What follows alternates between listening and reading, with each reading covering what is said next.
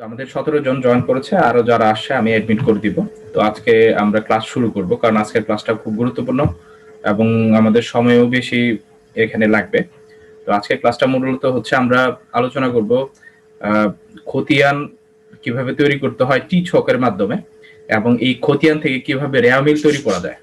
তো দুইটা কাজই আমরা এট এ টাইম দেখব। প্রথমে আমরা খতিয়ানটা কিভাবে তৈরি করা যায়, টি ছক আমরা গত ক্লাসে আলোচনা করেছি হচ্ছে কিভাবে এই প্রচলিত জ্যার পদ্ধতিতে খতিয়ান তৈরি করতে হয় জাবেদা থেকে। তো আজকে আমরা জাবেদা থেকে কিভাবে টি ছকের মাধ্যমে খতিয়ান তৈরি করতে হয়। টি ছকটা হচ্ছে এটা হচ্ছে আমরা সনাতন পদ্ধতি বলি বা পুরাতন পদ্ধতি বলি, যেটার মাধ্যমে সচরাচর এখনো বিভিন্ন প্রতিষ্ঠানগুলো তাদের হিসাব রেখে থাকে। তো সেই কারণে আমরা টি ছকের মাধ্যমে কিভাবে এই জাবেদা থেকে খতিয়ান অন্তর্ভুক্ত করা যায় বা ব্যালেন্স বের করা যায় সেটা দেখব। এবং এই ব্যালেন্স গুলো নিয়ে আমরা জানি যে খতিয়ানের জ্যার গুলো নিয়ে আমি যদি ডেবিট ক্রেডিট বিশ্লেষণ করে সাজাই এবং ডেবিট ক্রেডিট দুইটা যদি মিলে যায়, তখন এই পদ্ধতিটাকে আমরা বলি হচ্ছে রেয়া মিল। তো আমরা কিভাবে খতিয়ানের জ্যার গুলো থেকে গাণিতিক শুদ্ধতা যাচাই, রেয়া মিলের মূল উদ্দেশ্য থাকে হচ্ছে গাণিতিক শুদ্ধতা যাচাই, যে আমি জাবেদা যে আমার লেনদেনগুলো হিসাবভুক্ত করলাম এবং সেখান থেকে লেনদেনগুলোকে শ্রেণীবদ্ধ করে যখন আমি খতিয়ানে ভুক্ত করলাম, সেই খতিয়ান থেকে যখন আমি জের বের করলাম সংক্ষিপ্ত আকারে সবগুলো হিসাবের মাস শেষে অথবা আমার যে কোনো 3 মাস বা 4 মাস শেষে, তখন আমি এইটার গাণিতিক শুদ্ধতাটা ঠিক আছে কিনা সেটা যাচাই করার জন্য জাস্ট আমি খতিয়ানের ডেবিট এবং ক্রেডিট সাইড যেটা আছে, এই খতিয়ানের ডেবিট এবং ক্রেডিট সাইডের জের গুলা নিয়ে আমি সরাসরি এখানে রেয়া মিলটা তৈরি করি। তো সেই কারণে খতিয়ানের সাথে সরাসরি এখানে রেয়া মিলটাও চলে আসে। রেয়া মিল এমনিতে আমাদের হিসাব পদ্ধতির ভিতরে একদম ম্যান্ডেটরি কোনো বিষয় না, শুধুমাত্র হিসাবের গাণিতিক শুদ্ধতা যাচাই করার জন্যই আমরা রেয়া মিলটা তৈরি করি। তো আমরা কথা না বাড়িয়ে আমাদের যে মূল ক্লাস সেটাতে ঢুকে আস্তে আস্তে। তো আমাদের আজকে এমনিতে যদি আমরা হিসাব করি আপনাদের সাথে, আমাদের ক্লাস আমার ক্লাস হয়েছে মোট হচ্ছে আজকেটা নিয়ে হচ্ছে 10টা ক্লাস চলবে আর কি। তো আজকে 10ম ক্লাস বলা যায়। তো আমরা 10ম ক্লাসে শিখবো হচ্ছে যে টি ছকের এই যে খতিয়ান দাখিলা আর রেয়া মিল থেকে কিভাবে বা রেয়া মিল কিভাবে তৈরি করা যায় বা রেয়া মিলটা কি। তো এই দুইটা বিষয় নিয়ে আজকে আমরা আলোচনা করব।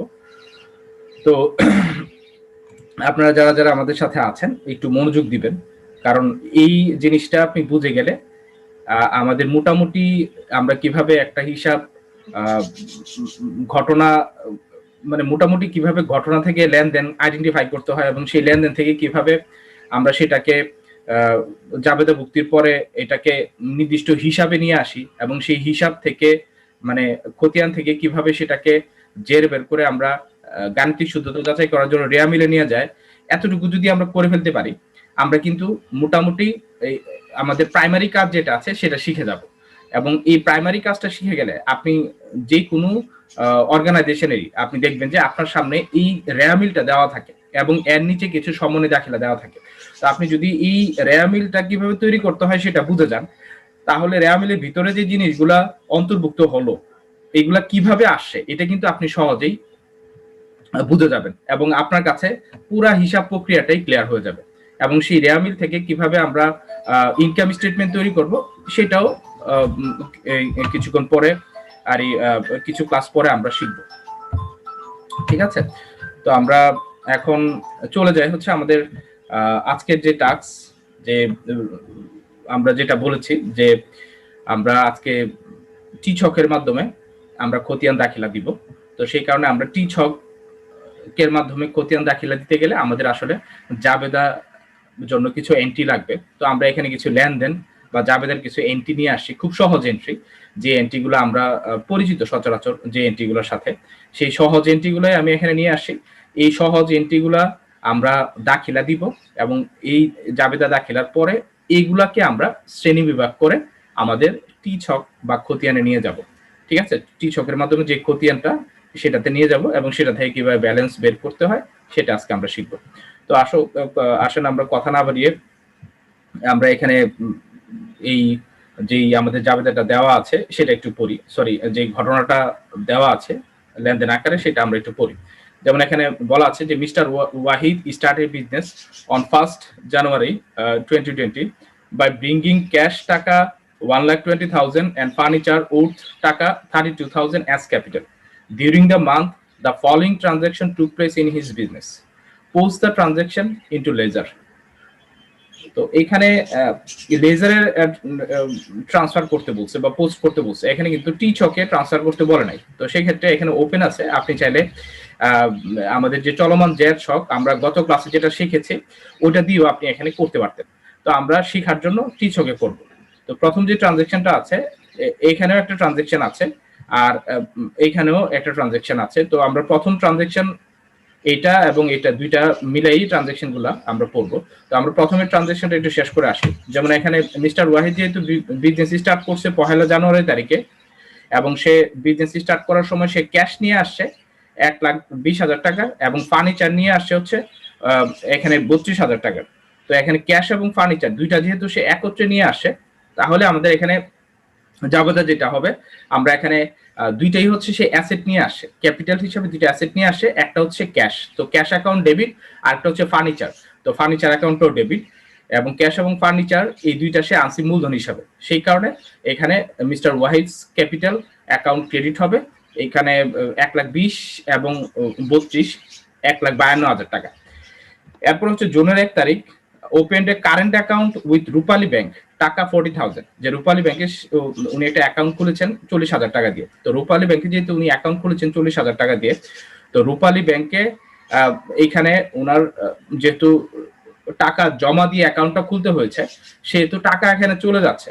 তো এটা আপনারা সবসময় মনে রাখবেন যে এই এন্ট্রি যেটা আছে, আমি দেখি একটু মার্ক করা যায় কিনা, এইখানে যে এন্ট্রিটা আছে যে আপনি যদি টাকা ব্যাংকে জমা দেন, সেই ক্ষেত্রে আপনি এখানে সবসময় মনে রাখবেন যে ব্যাংকে যদি আপনি টাকা জমা দেন, সেই ক্ষেত্রে কিন্তু এখানে আমরা এটাকে বলি হচ্ছে কন্ট্রা এন্ট্রি বলি এটাকে, মানে এটা হচ্ছে বিপরীত দাখিল হবে, বা এখানে মানে দুইটা হিসাব এখানে সরাসরি ইফেক্টেড হয়। এবং এখানে ব্যাংকে যদি আপনি টাকা জমা দেন, সরাসরি এখানে ব্যাংকে টাকা বাড়ে, আবার এখানে আপনার ক্যাশ চলে যায়।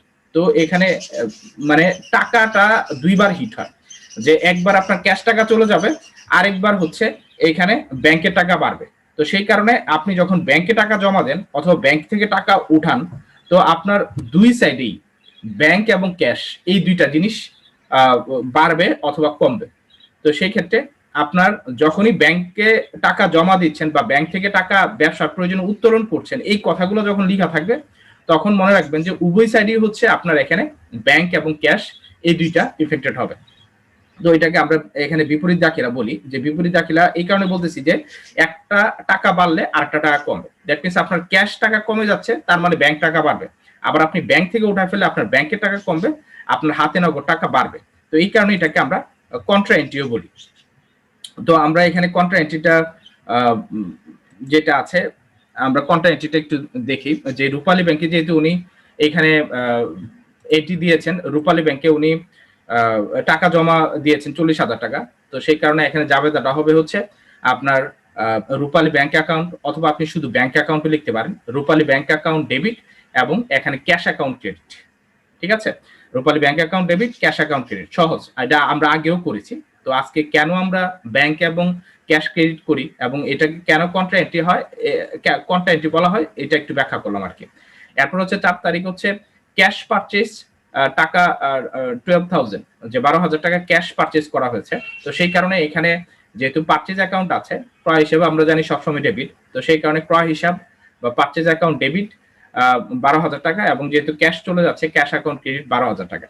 Purchase goods from Kariman brothers, Kariman brothers থেকে এখানে গুডস পারচেজ করা হয়েছে।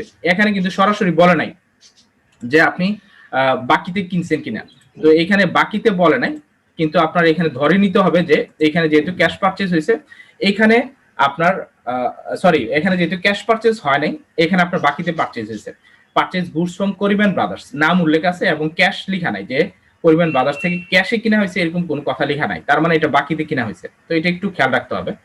তো এই কারণে 10 তারিখের ট্রানজেকশনটা হবে হচ্ছে, যেহেতু আমরা এখানে এটা পারচেজই করেছি, তো সেই কারণে এখানে পারচেজ অ্যাকাউন্ট বা ক্রয় হিসাব ডেবিট হবে, এবং করিম এন্ড ব্রাদার্স এই অ্যাকাউন্টটা আপনি ক্রেডিট করতে পারেন, অথবা অ্যাকাউন্টস পেয়েবল যেটা আছে, যে পাওনাদার হিসাবটা আপনি ক্রিয়েট করবেন, যে বিবিধ পাওনাদার হিসাব ক্রেডিট, বিবিধ পাওনাদার হিসাব ক্রেডিট করা যায়, অথবা আপনি পাওনাদারের নিজ নামেও এখানে ক্রিয়েট করতে পারবেন।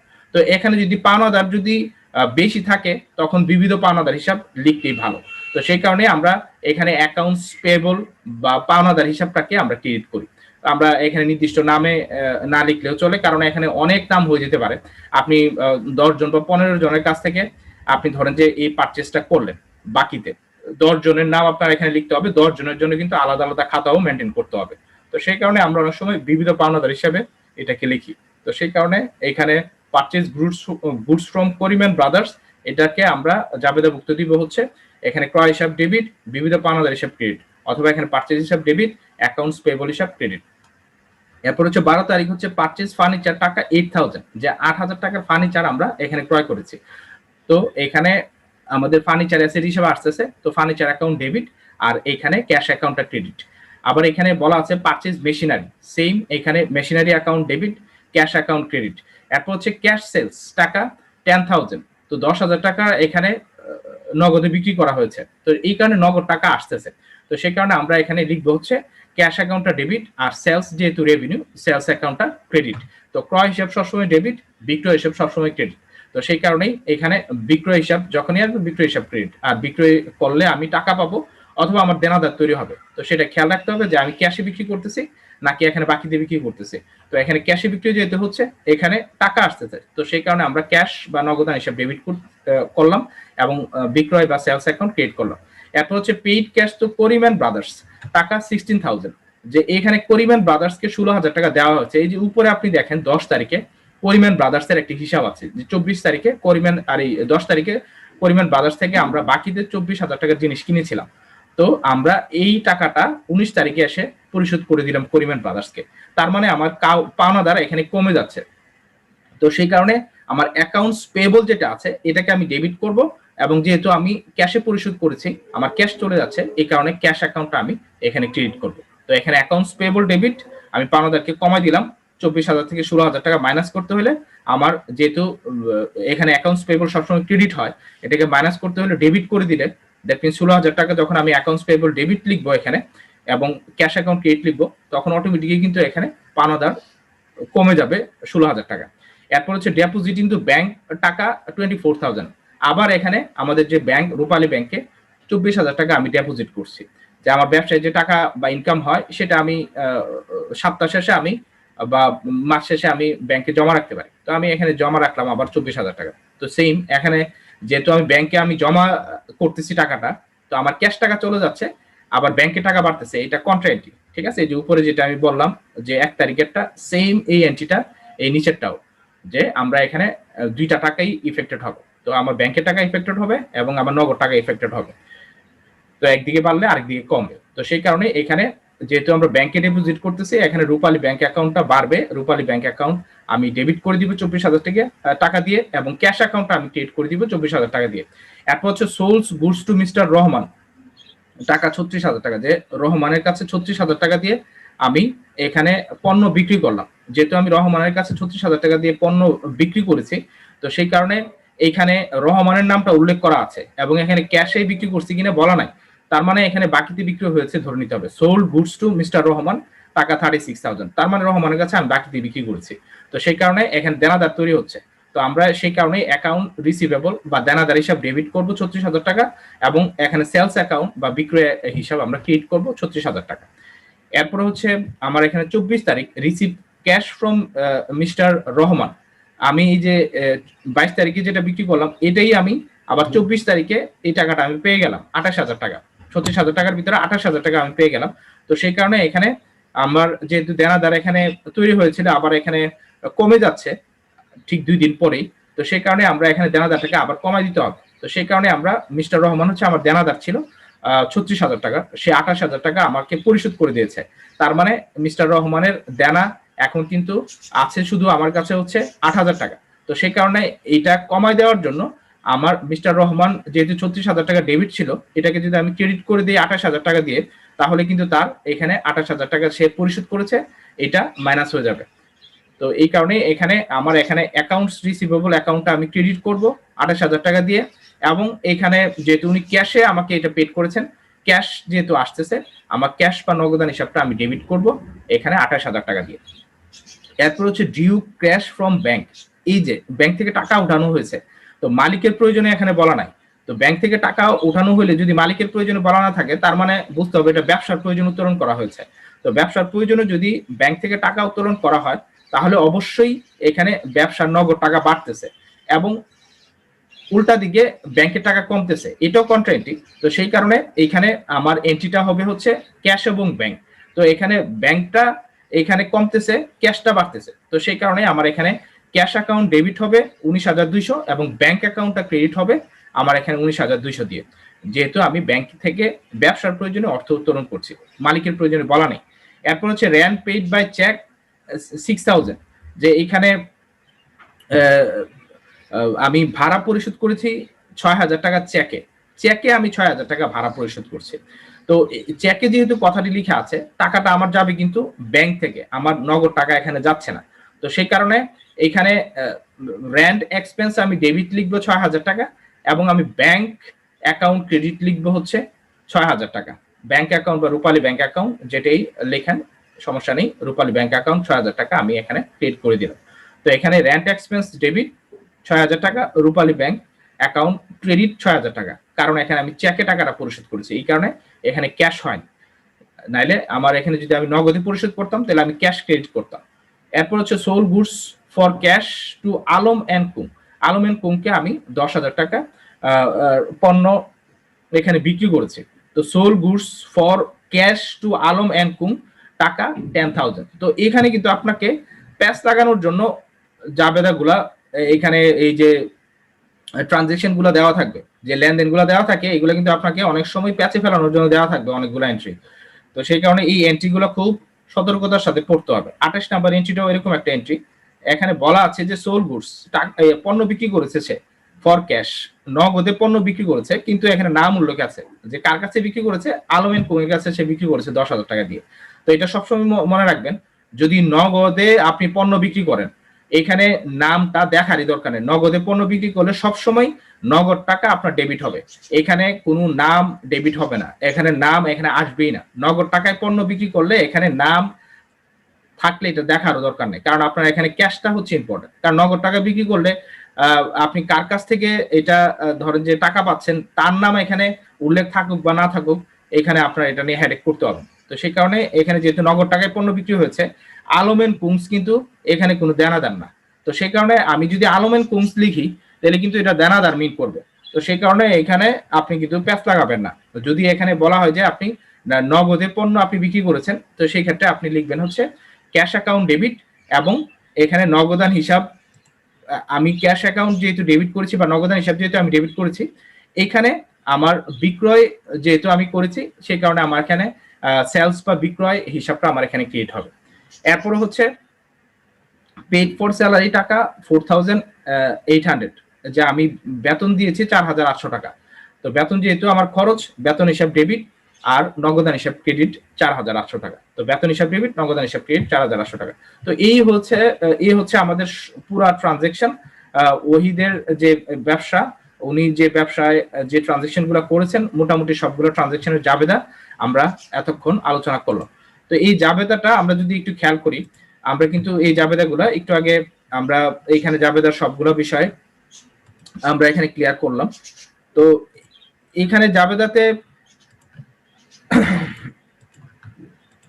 তো আমরা জাবেদাতে আমরা যে বিষয়টা একটু আগে দেখেছি, যে সে যেহেতু এখানে আমরা এগুলো আর আলোচনা করব না, এগুলো আলোচনা করে সময় নষ্ট হবে। তো আমরা সবগুলো জাবেদা এন্ট্রি আপনাদেরকে বলে দিয়েছি মুখে মুখে। কার কোনো সমস্যা আছে জাবেদা এন্ট্রিতে? হ্যালো, যে কোনো একজন বলেন। জি না স্যার।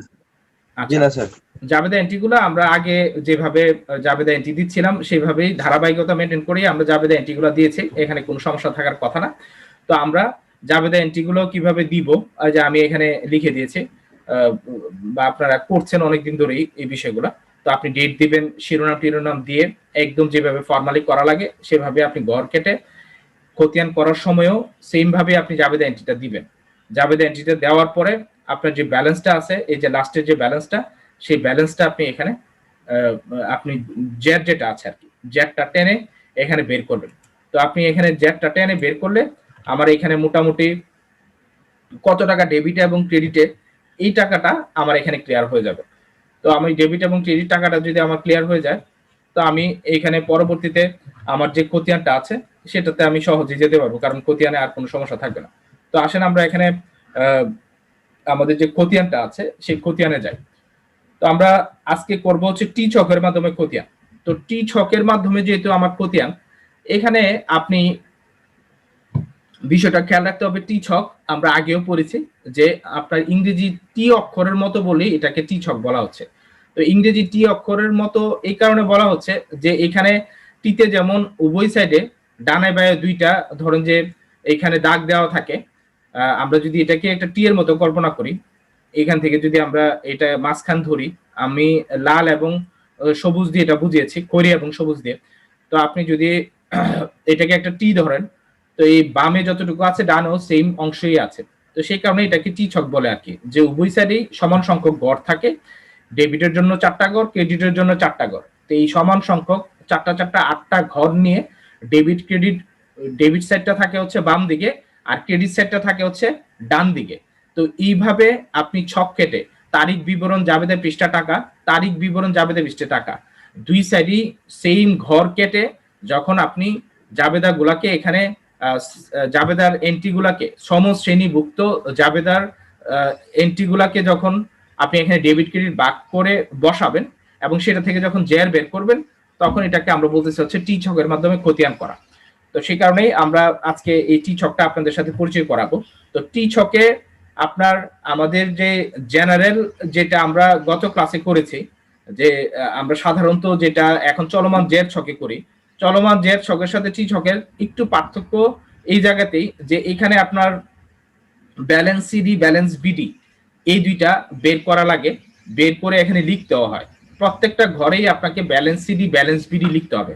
ধরেন যে আপনি মূলধন হিসাব করছেন, এটা তো ব্যালেন্স বিডি সিডি লিখতে হবে। রূপালী ব্যাংক হিসাব অথবা আপনার যেই হিসাবগুলো হবে, ক্রয় হিসাব, বিক্রয় হিসাব, পাওনাদার হিসাব, সবগুলাতেই আপনার ব্যালেন্স সিডি বিডি বের করা লাগবে। এটা একটু আপনার কষ্টসাধ্য কাজ এবং এটা একটু সময় সাপেক্ষ। এছাড়া টি ছকটাই বেস্ট, কারণ এখানে টি ছকেই আমরা এখনো দেখা যায় যে আমাদের ব্যবসায় যে নগদান বহিগুলো আছে, এই নগদান বহিতে এখনো আমরা টি ছকে এই জিনিসগুলা দাখিলা দিয়ে থাকি। টি ছকটাই আমার সবচেয়ে বেশি এখানে বেশি ইউজ হয়। তো আমরা সেই কারণেই এখানে টি ছকে আমরা দেখি ডেবিট ক্রেডিটে কিভাবে বিষয়গুলো আসতেছে। প্রথমে আমরা সহজ একটা জিনিস দিয়ে শুরু করি, সেটা হচ্ছে আমরা প্রথমে হেডিং লিখব খতিয়ান বহি, তারপরে জনাব ওয়াহিদের মূলধন হিসাব এটা লিখব। হ্যাঁ, লিখে আচ্ছা আপনাদের স্ক্রিনটা তো শেয়ার হয়েছে না? হ্যালো স্যার হয়েছে স্যার। আচ্ছা আচ্ছা, স্ক্রিন শেয়ার থাকলে ঠিক আছে। স্ক্রিনটা শেয়ার হলে আমরা এখন একটু বোঝার চেষ্টা করি। তো আমাদের এখানে ডেবিটে 4টা ঘর, ক্রেডিটে 4টা ঘর, এটা নিয়ে কারো কোনো সমস্যা নাই। কিভাবে বসবে এন্ট্রিগুলো সেটা নিয়েই সমস্যা, কিভাবে বসবে এটা নিয়েও কোনো সমস্যা নেই। আমরা গত ক্লাসে বলেছি আপনি ধরবেন হচ্ছে প্রথমে হিসাব, আপনি একদম সিরিয়ালি হিসাব ধরে ধরে নামবেন। যেমন আমরা এখানে জাবেদা হিসাবে যদি বলা থাকে এই এই হিসাবগুলা করতে হবে, ওইগুলা করব। আর যদি ওইটা বলা না থাকে আমরা নিজেরাই হিসাবগুলা বের করে নিব। যেমন এখানে ক্যাশ আছে, ফার্নিচার আছে, তো রূপালী ব্যাংক হিসাব যেটা আছে আমি রূপালী ব্যাংক হিসাব দিয়ে ধরি। ধরে যে ব্যাংক হিসাব দিয়ে আমরা শুরু করি আজকে, ওইটা একটু ভুল হয়ে গেছে। তো ব্যাংক হিসাবে আমি দেখি যে ব্যাংক হিসাবে আমরা ডেবিট এবং ক্রেডিট এখানে 4টা ঘর আছে। ব্যাংক হিসাব আমরা এখানে সবসময় ব্যাংকে জমা হিসাব বা ব্যাংকে টাকা জমা দিয়েই আমি জিনিসটা খুলি, এবং এটা যেহেতু আমার সম্পত্তি, তো আমরা এটাকে নেচারটাই আমরা জানি যে ব্যাংক হিসাবটা ডেবিট হয়। তো আমরা ব্যাংক হিসাবের ক্ষেত্রে আমরা প্রথমে দেখেছি যে রূপালী ব্যাংকে প্রথম আমরা 1 তারিখে রূপালী ব্যাংকে ক্যাশ টাকা 40,000 টাকা জমা দেওয়া হয়েছে। যে আমরা যদি একদম প্রথমে যাই, এখানে আমার এখানে ব্যাংক হিসাব কোথায় আছে আমি আগে খুঁজবো। আমার জাবেদার ভিতরে ব্যাংক হিসাব কোথায় আছে, এই যে রূপালী ব্যাংক হিসাব, জানুয়ারির 1 তারিখে রূপালী ব্যাংক হিসাব দেওয়া আছে। আপনার এখানে আমি একটু মার্কার নিয়ে নিই একটা। তো জানুয়ারির 1 তারিখে যে দেখেন এখানে জানুয়ারির 1 তারিখে রূপালী ব্যাংকে 40,000 টাকা জমা দেওয়া হয়েছে, এবং রূপালী ব্যাংকে একটা অ্যাকাউন্ট খোলার জন্য 40,000 টাকা আমি জমা দিয়েছি। তো এইটা রূপালী ব্যাংক অ্যাকাউন্ট এখানে ডেবিট 40,000 টাকা, এটা মাথায় রাখবেন। তো রূপালী ব্যাংক হিসাব ডেবিট 40,000 টাকা। তো আমরা এখন চলে আসবো হচ্ছে রূপালী ব্যাংক হিসাব ডেবিটে আমি চলে আসবো। তো রূপালী ব্যাংক হিসাব, এই যে ডেবিট সাইড, রূপালী ব্যাংক হিসাবের ডেবিট সাইড, এই যে বাম সাইডটা রূপালী ব্যাংক হিসাবের ডেবিট সাইডে আমার এখানে ক্যাশ, আমি ক্যাশ বসাইলাম এখানে 40,000 টাকা, ঠিক আছে। রূপালী ব্যাংক হিসাব ডেবিট আমার 40,000 টাকা।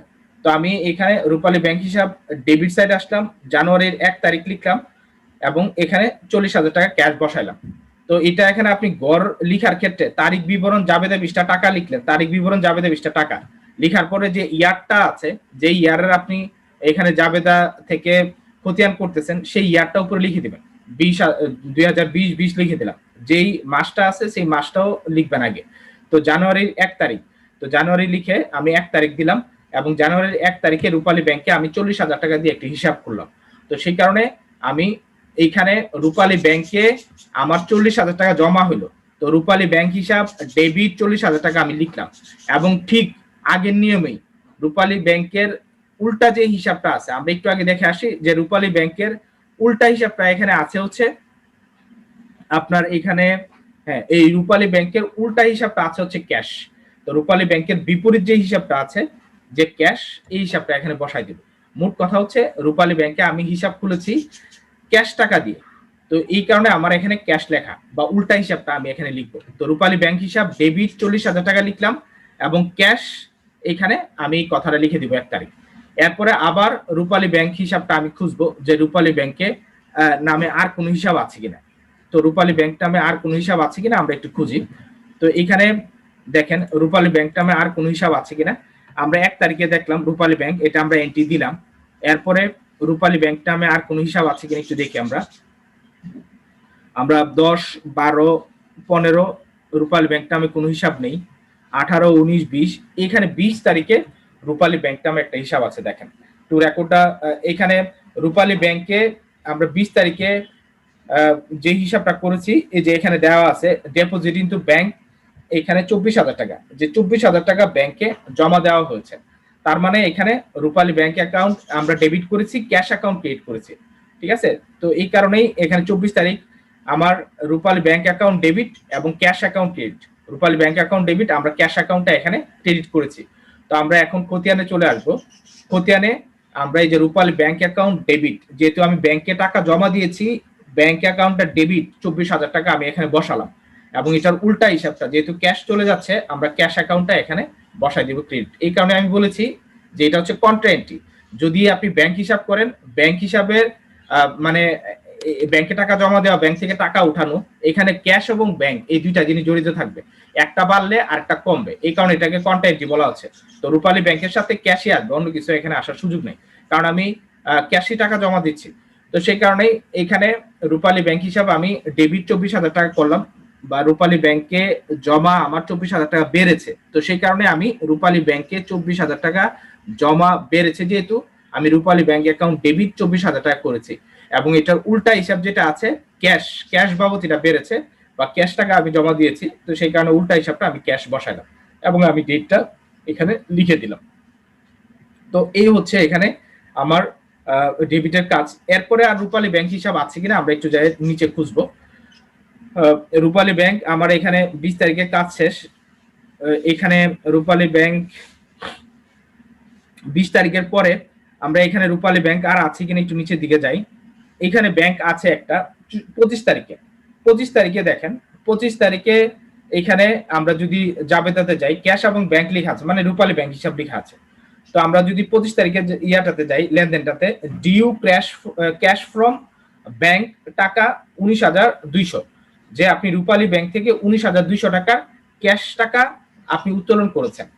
তো এখানে ক্যাশ টাকা যেহেতু উত্তোলন করেছেন, আমরা একটু আগেই এখানে জাবেদা করে গেছি যে আপনি যদি ক্যাশ উত্তোলন করেন, এখানে আপনার ব্যাংক থেকে টাকাটা কমে যাচ্ছে এবং আপনার হাতে নগদ টাকাটা বাড়তেছে, তো সেই কারণে আপনার ক্যাশ অ্যাকাউন্ট ডেবিট আর ব্যাংক অ্যাকাউন্টটা ক্রেডিট হবে।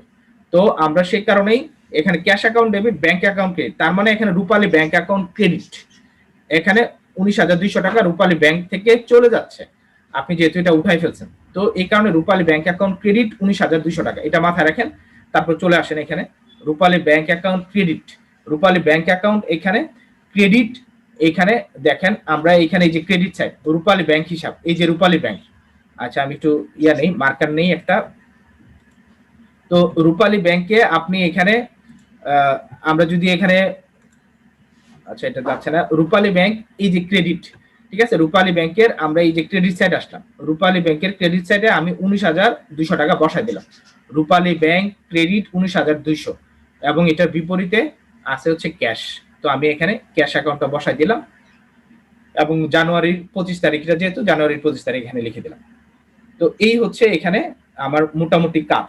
তো এখানে আমার আর কোনো ক্যাশ ব্যাংকের রূপালী ব্যাংকের সাথে রিলেটেড কোনো হিসাব আছে কিনা এটা উপরে যেতে হবে আমার। আমি আর একটু উপরে যাই, যে দেখি যে রূপালী ব্যাংকের সাথে রিলেটেড কোনো খরচ আছে কিনা। তো এইখানে আরেকটা খরচ আছে, দেখেন রূপালী ব্যাংক 25 তারিখে যেটা আছে, 25 তারিখে আমরা এখানে লিখেছি হচ্ছে ডিউ ক্যাশ ফ্রম ব্যাংক 19,200। এটা আমরা এইমাত্র এন্ট্রি করলাম, যেহেতু আমি এখানে ব্যাংক থেকে টাকা উঠাইছি, তো সেই কারণে আমি ব্যাংকটাকে ক্রিয়েট করে দিছি এবং বিপরীতে ক্যাশ লিখলাম 19,200 দিয়ে। এখন এরপরে যেটা এন্ট্রি আছে 27 তারিখে দেখেন রেন্ট পেইড বাই চেক, যে চেকের মাধ্যমে আমি রেন্ট পরিশোধ করছি। তো চেকের মাধ্যমে যেহেতু এখানে রেন্ট পরিশোধ করা হয়েছে, তো সেই কারণে এখানে আমার টাকাটা যাবে হচ্ছে ব্যাংক থেকে, ঠিক আছে। তো আমি এখানে রেন্ট এক্সপেন্স বাবদ এইখানে টাকাটা পরিশোধ করলাম 6,000 টাকা। তো এর জাবেদা কিন্তু আমরা একটু আগে করেছি, যে জাবেদাটা হবে হচ্ছে এখানে রেন্ট যেহেতু পেড করেছেন রেন্ট এক্সপেন্সেস ডেবিট, আর এখানে ব্যাংক হিসাব ক্রেডিট। তো আমরা যদি 25 তারিখে যাই, এখানে আমাদের এখানে রেন্ট এক্সপেন্সেস ডেবিট হবে, এই যে রেন্ট এক্সপেন্সেস ডেবিট, এবং ব্যাংক হিসাবটা হবে 27 তারিখে আর কি রেন্ট এক্সপেন্সেস ডেবিট, আর এখানে ব্যাংক অ্যাকাউন্টটা ক্রেডিট, যেহেতু আমি এখানে রেন্টের মাধ্যমে আর চেকের মাধ্যমে রেন্টটা পেড করছি। তো এই কারণে রেন্ট এক্সপেন্স ডেবিট আর ব্যাংক অ্যাকাউন্টটা হচ্ছে ক্রেডিট। তার মানে রূপালী ব্যাংক হিসাব থেকে 6,000 টাকা আমার এখানে এই ভাড়া বাবদ চলে যাচ্ছে। তো সেই কারণে আমি এখানে রূপালী ব্যাংকটাকে 6,000 টাকা মাইনাস করে দেব রূপালী ব্যাংক থেকে। তো সেই কারণেই রূপালী ব্যাংক যেহেতু এখানে ক্রেডিট আছে 6,000 টাকা, তো আমি সরাসরি রূপালী ব্যাংকে চলে যাব। এখানে রূপালী ব্যাংকে চলে আসলে এখানে আমি রূপালী ব্যাংক হিসাব ক্রেডিট সাইডে আমি আসলাম, এবং রেন্ট এক্সপেন্স বাবদ যে 6,000 টাকা দিছে আমি এখানে 6,000 টাকা লিখলাম। তো এখানে ডেটটা আসে নাই, তো আমি এখানে ডেটটা যদি একটু লিখি, আচ্ছা লিখলে আপনার এখানে আবার ফরম্যাট থেকে বের হইতে হবে, আপনার একটু সংশোধন করে নেন। এখানে জানুয়ারির 27 তারিখ হবে, এবং এখানে লিখবেন হচ্ছে রেন্ট এক্সপেন্স। রেন্ট এক্সপেন্সটা লিখে এখানে 6,000 টাকা হয়ে গেল। তো 6,000 টাকা আমি বসাইলাম, রূপালী ব্যাংকে থেকে 6,000 টাকা চলে যাচ্ছে, যেহেতু আমার রূপালী ব্যাংক অ্যাকাউন্টটা হচ্ছে আমার এখানে ক্রেডিট, যেহেতু এখানে কমে যাচ্ছে টাকা, তো সেই কারণে আমি রূপালী ব্যাংক অ্যাকাউন্টটাকে ক্রেডিট এখানে 6,000 টাকা ক্রেডিট সাইডে এসে বসাইলাম। এবং কেন চলে যাচ্ছে, এর অপোজিট যে হিসাবটা রেন্ট বাবদ চলে যাচ্ছে, রেন্ট এক্সপেন্স আমি লিখবো, এবং ঘটনাটা জানুয়ারির 27 তারিখ ডেটের ঘরে এসে বসাই দিলাম, ঠিক আছে। তো এটা সেভ করার সময় এখানে ভুল হয়েছে বা এখানে উঠে নাই, তো সেই কারণে এই লেখাটা আপনারা লিখে নেবেন যে জানুয়ারির 27 তারিখ রেন্ট এক্সপেন্স বাবদ 6,000 টাকা পেড করা হয়েছে।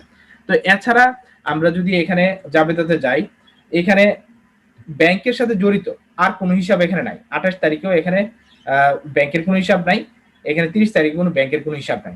তো ব্যাংকের যে মোটামুটি আমরা হিসাব পেয়েছি, তো আমরা এখানে ব্যাংকের ইফেক্ট পেয়েছি, কিন্তু আমরা মোটামুটি এখানে 4টা জায়গাতে আমরা ব্যাংকের ইফেক্টটা আমরা পেলাম। তো ব্যাংকের ইফেক্ট এই 4টা জায়গাতে আমরা পেয়েছি, যে প্রথমে সে এই যে ব্যাংকে অ্যাকাউন্ট খুলেছে 1 তারিখে, তারপরে সে ব্যাংকে টাকা জমা দিয়েছে, এইখানে আমরা দেখলাম, আমরা এখানে ব্যাংক অ্যাকাউন্টে চলে গেলাম, এখানে ব্যাংকে 1 তারিখে হিসাব খোলা হয়েছে 20,000 টাকা দিয়ে, 20 তারিখে ব্যাংকে টাকা জমা দেওয়া হয়েছে 24,000 টাকা, এরপরে আবার এখানে 25 তারিখে ব্যাংক থেকে টাকা উঠানো হয়েছে 19,200 টাকা, আবার এখানে 27 তারিখে ব্যাংক থেকে টাকা চলে যাচ্ছে 6,000 টাকা, আমি এখানে রেন্টের জন্য একটা চেক দিয়েছিলাম এই কারণে। তো এই হচ্ছে আমার ব্যাংকের 4টা ট্রানজেকশন। তো এই 4টা ট্রানজেকশন আমরা ডেবিট ক্রেডিট বিশ্লেষণ করে বসাইলাম। এখন আসেন আমরা ডেবিট ক্রেডিট বিশ্লেষণ করে বসানোর পরে টি চকের কাজটা এখন শুরু। এতক্ষণ যা কিছু করছি এটা আগেও আমরা করেছি, আগেও সেম ভাবে আমরা করেছি, ডেবিট ক্রেডিট যেভাবে বসানোর কথা সেভাবেই আমরা বসিয়েছি। এখানে শুধুমাত্র ঘরগুলো একটু ভাগ করা, ডেবিটের ঘর ডেবিট সাইডে, ক্রেডিটের ঘর ক্রেডিট সাইডে, ঠিক আছে, বামে আর ডানে এইভাবে ভাগ করে আমরা এখানে জাস্ট শুধু 3টা ঘর অতিরিক্ত এখানে 8টা ঘর হিসাবে আমরা এটাকে ক্লাসিফিকেশন করে আমরা সাজাইছি। আর কিছুই না, আগে যেভাবে আমরা করছি সেই জিনিসটাই আমরা এখানে ওইভাবে এন্ট্রি দিলাম। এখন আমাদের টি ছকের গণনার কাজটা শুরু হবে। টি ছকের গণনার কাজটা হচ্ছে এখানে আপনি রূপালী ব্যাংক হিসাব, যেহেতু এটা সম্পত্তি হিসাব, মাথায় রাখবেন যে হিসাবটা কোন ধরনের। এটা সম্পত্তি হিসাব, যেহেতু সম্পত্তি হিসাব সবসময় হচ্ছে আপনার ডেবিট। তো আপনি সবসময় রূপালী ব্যাংকে আইসা দেখবেন যে কোন সাইডে যদি ব্যাংক হিসাব হয় বা সম্পত্তির হিসাব হয়, আপনি দেখবেন যে ডেবিট সাইডটা বেশি হবে। তো আপনি সেই কারণে ডেবিট সাইডটা একটু ফোকাস দিবেন আগে, যে ডেবিট সাইড বা ক্রেডিট সাইড যেটাই হোক, সম্পত্তি হলে এখানে ডেবিট সাইডটা বেশি হবে। তো আপনি ডেবিট সাইডে আসা এখানে টাকার ঘর যেটা বেশি সেটা আগে যোগ করবেন, টাকা যেখানে বেশি। তো ডেবিট সাইডে দেখেন এখানে টাকা বেশি, ডেবিট সাইডে এখানে 40,000 আর 24,000, এই দুইটা টাকা এখানে ডেবিট সাইডে বেশি। তো এই কারণে এখানে আমরা যদি এখানে ডেবিট সাইডে যাই, তো ডেবিট সাইডে, আচ্ছা আমি এখানে দাঁড়ান আমি একটু কাজ করি, নাহলে আপনারা বুঝবেন না।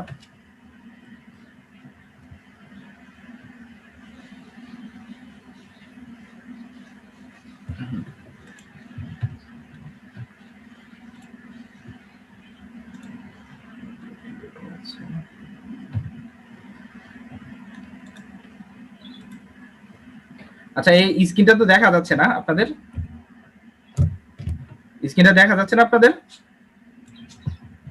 স্যার দেখা যাচ্ছে স্যার। আচ্ছা দেখা গেলে আমি আসলে সবগুলা হিসাব একসাথে আপনার এখানে দেওয়া আছে, তো আপনি একটু পরে গেলে কিছুই বুঝবেন না। তো সেই কারণে আমি একটু ধরেন যে আলাদা করে দিচ্ছি জিনিসটা। তো আমাদের এখানে 27 তারিখে যেটা বাদ পড়েছিল আমি এখানে লিখে দিচ্ছি। তো এখানে হচ্ছে আপনার হচ্ছে রেন্ট এক্সপেন্স হবে। তো আমরা এখানে রেন্ট এক্সপেন্স লিখে দিলাম। তো এখানে রেন্ট এক্সপেন্স আমাদের এখানে 6,000 টাকা। তাহলে আমাদের আর এখানে কোনো সমস্যা নেই, এখন এটা অ্যাকুরেট হলো। তো এই জিনিসগুলা আমি পরে বসাবো, এগুলা এখন না, ঠিক আছে? আমি এটা ধরেন যে আমি সেভ দিলাম, এটা ডিলিট দিলাম।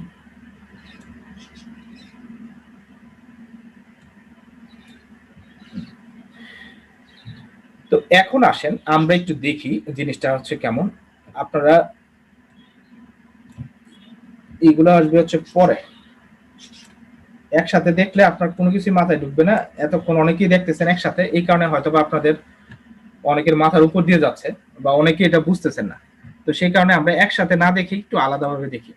তো এই জিনিসটা আমরা আগে করেছি, এই যে এতটুকু আমাদের কাছে আছে, ঠিক আছে? ডেবিট ক্রেডিট আমরা ভাগ করে জাস্ট আমরা লেনদেন থেকে আলাদা করে করে আমরা শুধুমাত্র ব্যাংকের যেই হিসাবগুলো আছে সবগুলো আমি রূপালী ব্যাংকে আয়না এখানে আমি শ্রেণীভুক্ত করে ফেললাম।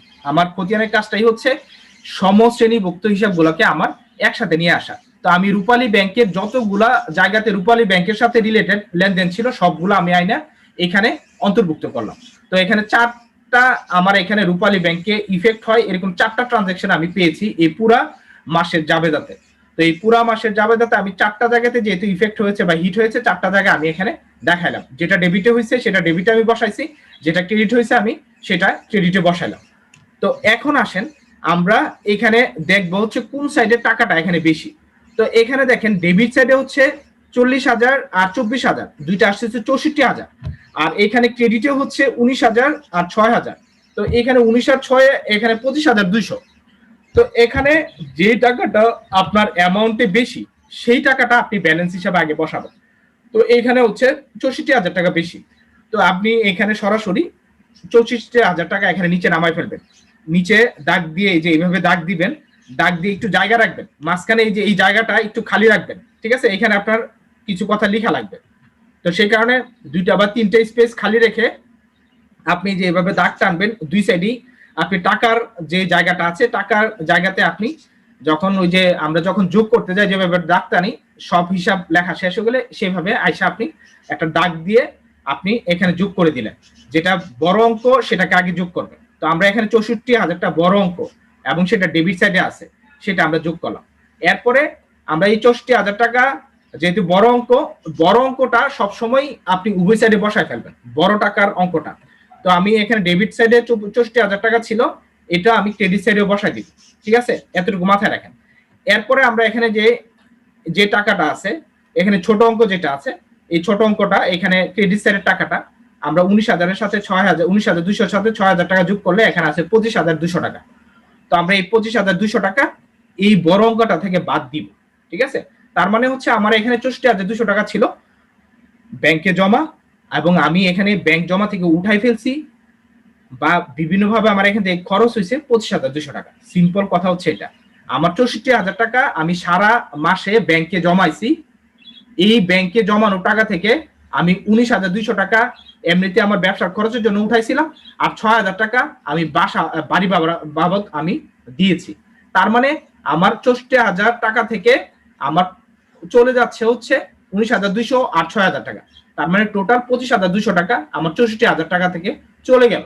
তো 64,000 টাকা থেকে আমার যখন 6,400 টাকা চলে যায়, তখন আমার টাকা থাকে হচ্ছে এখানে, আমরা যদি এখন আসি, আমার টাকা থাকবে ব্যালেন্স হিসাবে। আমরা যদি একটু ধরেন যে আবার ব্যাকে যাই, আমাদের এখানে ব্যালেন্স হিসেবে টাকা আসবে।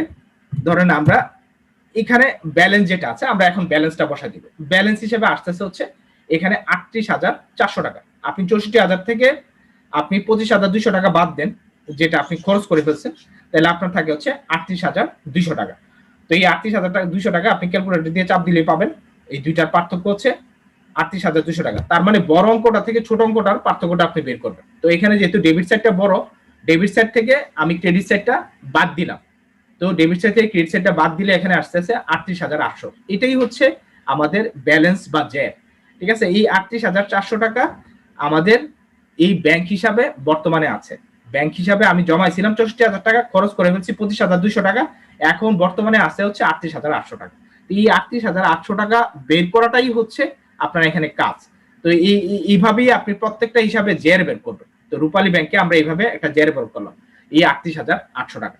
তো এই 38,800 টাকা আপনার যেই সাইডে বেশি, সেই সাইডে আপনি এখানে ব্যালেন্স বিডি দিয়ে এই টাকাটা পরের মাসে চলে যাবে। এই টাকাটা ব্যাংকে আপনার আছে। তার মানে জানুয়ারির 31 তারিখ পর্যন্ত আপনি যত খরচ টরচ করছেন সব বাদ দিয়ে আপনার ব্যাংকে বর্তমানে ব্যালেন্স আছে হচ্ছে 38,800 টাকা। তো আমরা হিসাবটাকে আমরা বলে হচ্ছে চলমান পদ্ধতি। হিসাবটা হচ্ছে এই যে আমরা চলমান ধারণা পদ্ধতিতে বলি যে এক মাসের হিসাবটা আরেক মাসে আমরা নিয়ে যাই। তো সেই কারণে আমরা 31 তারিখে হিসাব ক্লোজ করে ফেলছি। এখন আমরা জানুয়ারির 31 তারিখ শেষ হয়ে গেছে, ফেব্রুয়ারি মাস শুরু। তো সেই কারণে ফেব্রুয়ারির 1 তারিখে আমরা এই ব্যালেন্সটাকে নিয়ে যাব। তো সেই কারণে ব্যালেন্সটাকে যেহেতু ওইখানে নিয়ে যাব, সেই কারণে আমরা লিখি হচ্ছে ব্যালেন্স বিডি। ব্যালেন্স বিডি মানে হচ্ছে আমরা ফেব্রুয়ারির 1 তারিখে এই যে ব্রড ডাউন, বিডি মানে হচ্ছে ব্রড ডাউন, এই যে আমরা যেটা নিচে ব্যালেন্স হিসাবে নামাইছি, এই যে নিচে যেই ব্যালেন্স হিসাবে 38,800 টাকা নামাইলাম, এই টাকাটাকে আমি ফেব্রুয়ারি মাসে এই টাকাটাকে একদম উপরে লিখে আমি আমার রূপালী ব্যাংক হিসাবটা শুরু করব। তো সেই কারণেই এটাকে বলা হচ্ছে ব্রড ডাউন, ঠিক আছে? তো ব্যালেন্স বিডি বা ব্রড ডাউন দিয়েই আমরা প্রত্যেক মাসে আমার যে ব্যালেন্সটা বা ওপেনিং ব্যালেন্স বা প্রারম্ভিক ব্যালেন্স যেটা আছে সেটাকে মিন করি। তো সেই কারণে আমাদের এখানে ব্যালেন্স বিডি হচ্ছে 38,800 টাকা। তো এতটুকু গেল, ঠিক আছে? তো এতটুকু তো বুঝছেন? এতটুকু কারো কোনো সমস্যা আছে? একটু বলেন। হ্যালো, না স্যার। আচ্ছা, এতটুকু তো যদি কারো কোনো সমস্যা না থাকে, এরপরে কাজটা হচ্ছে আপনারা এখানে দেখেন, আমরা কিন্তু এখানে 64,000 লিখেছি, এখানে 64,000 লিখেছি। হিসাব মিলানোর পদ্ধতি হচ্ছে আপনারা জানেন যে ডেবিট এবং ক্রেডিট দুইটা সমান করে দিতে হয়। ডেবিট ক্রেডিট সমান না হলে আপনার হিসাব মিলতেছে না।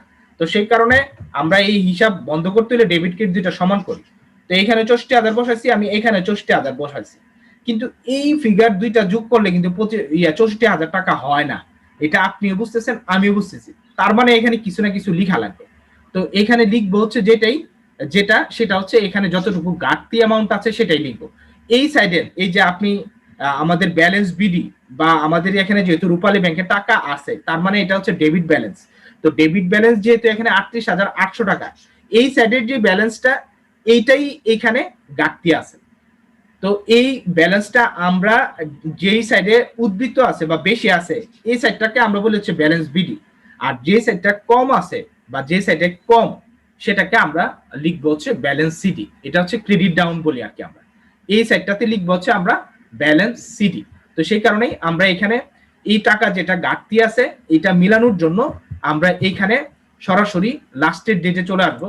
লাস্টের ডেট হচ্ছে 31শে জানুয়ারি, এবং এইখানে আমরা লিখবো হচ্ছে ব্যালেন্স সিডি, এবং যেই অ্যামাউন্টটা আমাদের এখানে ঘাটতি আছে, আপনারা এই 25,200 থেকে 64,000 মাইনাস দিলে পাবেন হচ্ছে আমাদের ঘাটতি অ্যামাউন্টটা হচ্ছে 38,800 টাকা। তো এই 38,800 টাকা লিখে দিলে বা এই 25,200 সাথে যোগ করে দিলে টোটাল অ্যামাউন্টটা হবে 64,000 টাকা।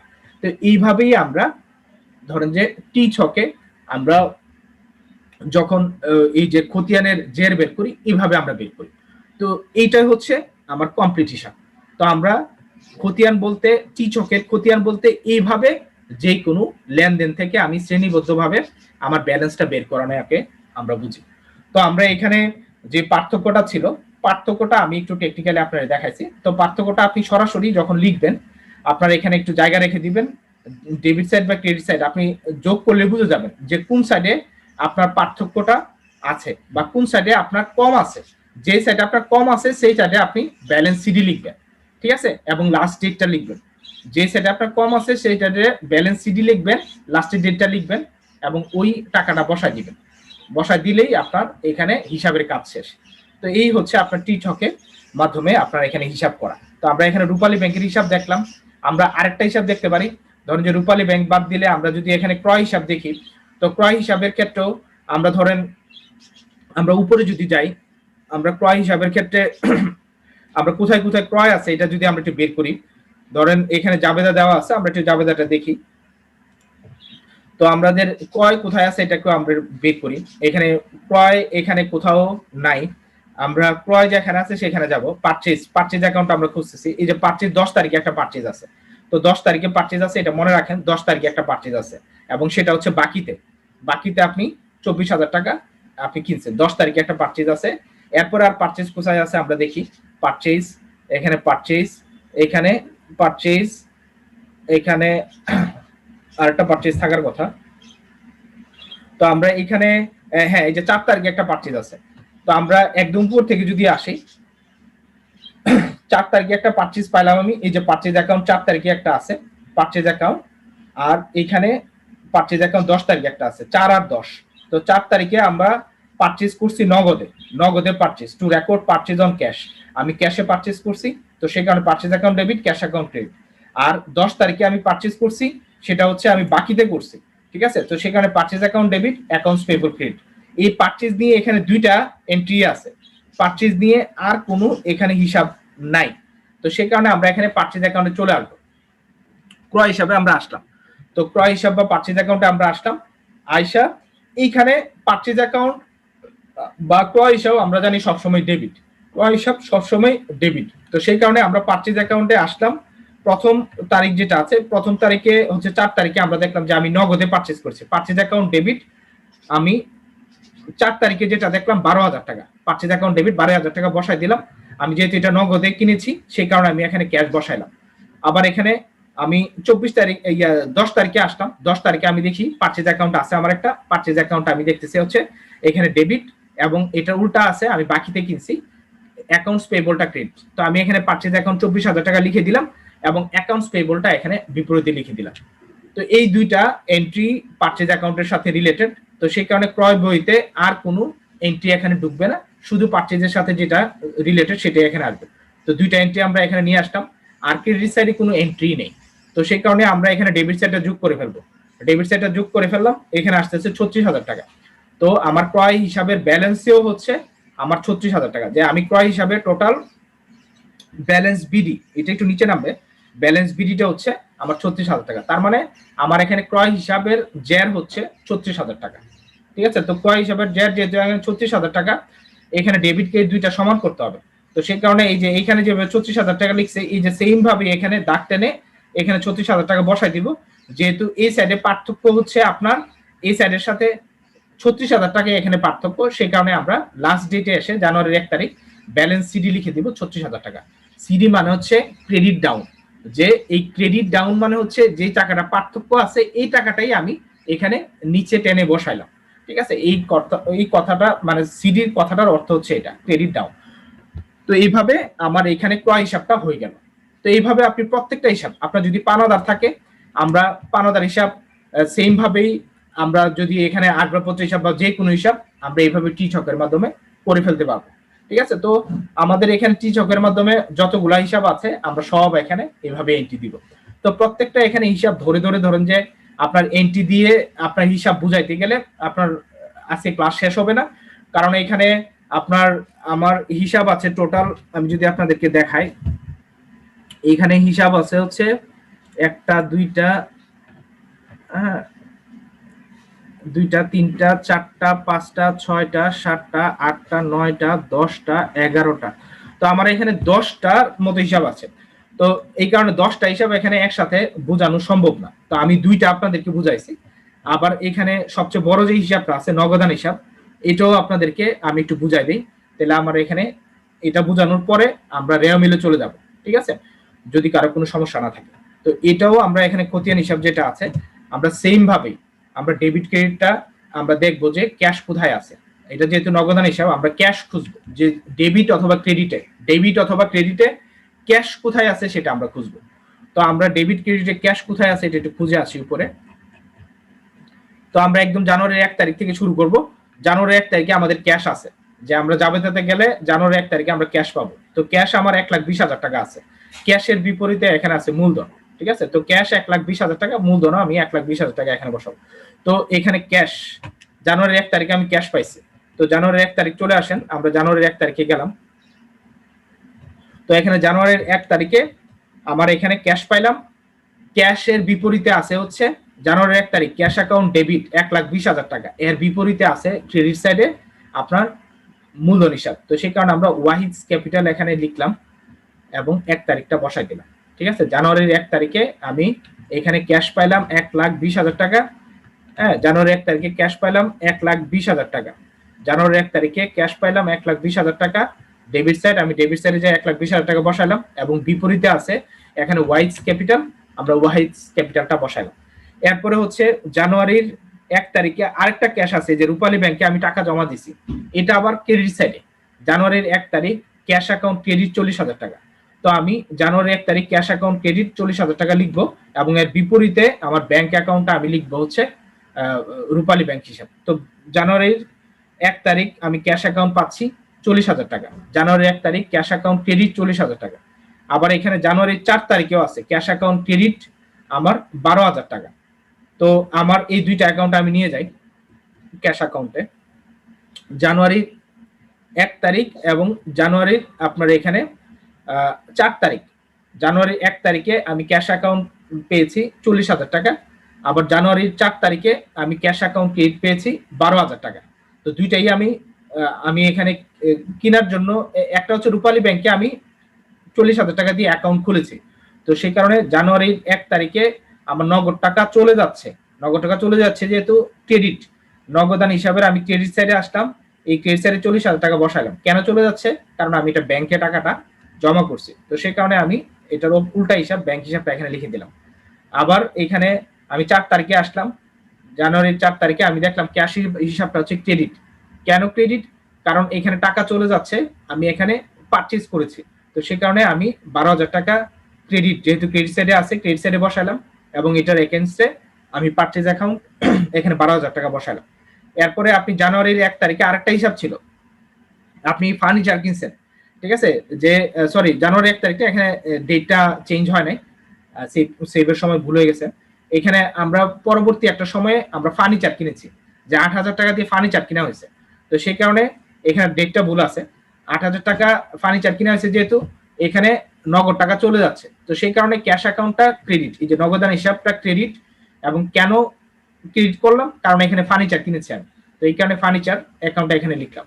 আবার মেশিনারি কিনছি জানুয়ারির যে কোনো একটা ডেটে, তো মেশিনারি কিনছি যেহেতু আমার ক্যাশটা চলে যাচ্ছে, তো সেই কারণে ক্যাশ অ্যাকাউন্টটা ক্রেডিট করলাম, মেশিনারি অ্যাকাউন্টটা এখানে উল্টা অ্যাকাউন্ট অপোজিট অ্যাকাউন্ট, এখানে অপোজিট অ্যাকাউন্টটা এখানে মেশিনারি লিখে দিলাম। আবার এখানে আমি পাওনাদারকে 16,000 টাকা পরিশোধ করেছি 19 তারিখে। তো আমি এখানে নগদ টাকা চলে যাচ্ছে, accounts payable debit, cash account credit. তো ক্যাশ অ্যাকাউন্টের ক্রেডিট সাইডে আমি আসলাম, 16,000 টাকা বসাইলাম এবং অ্যাকাউন্টস পেয়েবলটা আমি লিখলাম। আবার এখানে আমি জানুয়ারির 20 তারিখে যদি একটু মনে করেন যে জানুয়ারি 20 তারিখে আমরা ব্যাংক থেকে 24,000 টাকা উঠাইছি ব্যবসার প্রয়োজনে। তো আমি ব্যাংক থেকে যেহেতু 24,000 টাকা ব্যবসার প্রয়োজনে উঠিয়েছি, তার মানে আমার এইখানে এই রূপালী ব্যাংক থেকে আমরা ব্যবসার প্রয়োজনে 24,000 টাকা উঠাইছিলাম। তো সেই কারণে এখানে আমরা এখানে রূপালী ব্যাংক থেকে আমরা একটা টাকা উঠাইছিলাম, এটা 25 তারিখে রূপালী ব্যাংক থেকে আমরা টাকা উঠিয়েছি 25 তারিখে আমাদের এখানে নগদ টাকা এই কারণে আসতেছে। তো আমরা রূপালী ব্যাংকে এই যে আপনার যদি ডেবিট সাইডে আসেন, আমরা ডেবিট ক্রেডিট দুইটা একটু একটু করে দেখতেছি, কারণ পুরাটা হিসাব এখানে বুঝায় আপনার এখানে সময় পাওয়া যাবে না। তো এইভাবে আপনারা প্রত্যেকটা এন্ট্রি ডেবিট ক্রেডিট যেটা আছে ডেবিট ক্রেডিট, আমি আরেকটা দেখাই আপনাদের এখানে যে কোন একটা ক্যাশ আপনি ধরেন এই যে 28 তারিখে একটা ক্যাশ আছে, যে 28 তারিখে একটা ক্যাশ আছে এবং এর এগেইনস্টে সেল আছে। তো ক্যাশ অ্যাকাউন্টে এখানে ডেবিট আছে 10,000 টাকা এবং বিপরীতে আছে সেলস, বিক্রয় বাবদ আপনি 10,000 টাকা পাইছেন। তো ক্যাশ ডেবিট 10,000 টাকা এবং বিপরীতে আছে সেলস। তো ক্যাশ অ্যাকাউন্ট ডেবিট 10,000 টাকা। তো আপনি ক্যাশ অ্যাকাউন্টে গেলেন, তো 28 তারিখে আপনার ক্যাশ অ্যাকাউন্টে আপনি গেলেন, ক্যাশ অ্যাকাউন্টের ডেবিট সাইড 10,000 টাকা বসাইলেন, 28 তারিখ লিখলেন এবং এটার বিপরীত যে এন্ট্রিটা আছে সেলস, এটা আমি বসাই দিলাম। তো এইভাবে আমার যত ক্যাশ আছে সবগুলা ক্যাশ আমি এখানে আইসা যেগুলাতে আমার ডেবিট বা ক্রেডিটের ক্যাশ আছে, ডেবিটের ক্যাশ হলে আমি ডেবিট সাইডে লিখবো, ক্রেডিটের ক্যাশ বা নগদান হিসাব হলে আমি ক্রেডিট সাইডে বসাবো। তো ডেবিট এবং ক্রেডিট, ডেবিটের ক্যাশ ডেবিট সাইডে, ক্রেডিটের ক্যাশ যেটা আছে ক্যাশ অ্যাকাউন্ট সেটা ক্রেডিট সাইডে বসাইলাম। তো এই ডেবিট ক্রেডিট ক্যাশ বসানোর পরে তো আমরা যেহেতু নগদান হিসাবটার নেচারটাই হচ্ছে এটা ডেবিট হয়, তো সেই কারণে আমরা আগে নগদান হিসাবের এই ডেবিট সাইডটা আগে যোগ করব। তো সেই কারণে নগদান হিসাবের আগে প্রথম ডেবিট সাইডটা যোগ করে আপনি নামাইলে পাবেন হচ্ছে 1,87,000 টাকা। তো নগদান হিসাবের ডেবিট সাইডটা যোগ করে আপনি যদি নামান এখানে 1,87,000 টাকা আসবে। 1,87,000 টাকা আসলে এখানে আবার আপনি নগদান হিসাবের ক্রেডিট সাইডটা যোগ করবেন। নগদান হিসাবের ক্রেডিট সাইডটা যোগ করলে আপনার যে টাকাটা আসবে সেই টাকাটা আপনার এইখানে 1,87,000 টাকা থেকে আপনি সেটা মাইনাস করবেন।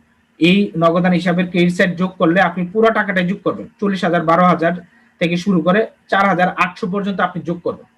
যোগ করলে আপনার যে টাকাটা এখানে পার্থক্য থাকবে সেটা আপনি ব্যালেন্স হিসাবে বা ব্যালেন্স সিডি হিসাবে এখানে আপনি সেই পার্থক্য টাকাটা 62,400 টাকা এখানে বসাবেন এবং এই টাকাটাই যেটা আমরা এটা পরবর্তী বছরের জেল, মানে নগদ টাকা আমার বর্তমানে আছে হচ্ছে ব্যালেন্স বিডি হিসাবে 62,400 টাকা, যেটা ব্যালেন্স বিডি আসছে এটাই আমি এখানে পার্থক্য হিসাবে ব্যালেন্স সিডি হিসাবে 62,400 টাকা লিখবো।